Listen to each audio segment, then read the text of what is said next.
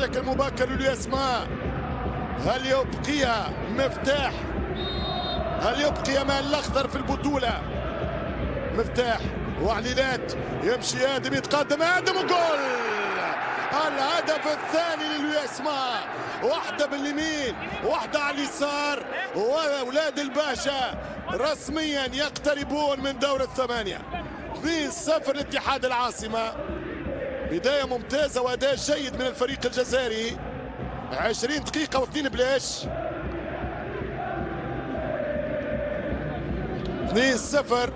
فرحة الأنصار هنا في استاد 5 جويليا. بداية قوية جدا. كنا نتصور أنه كمباراة فاصلة ستكون حذرة والأعصاب مشدودة في البداية والضغط موجود، ولكن الحقيقة الياسماء تعامل مع المباراة بن شيخة بشكل مميز. دخل كان يلعب مباراة عادية في الدوري ويلقى روحه 2 بلاش في 20 دقيقة ليحسم معركة الصعود إلى دور الثمانية على حساب الجار نادي الأخضر بنسبة كبيرة.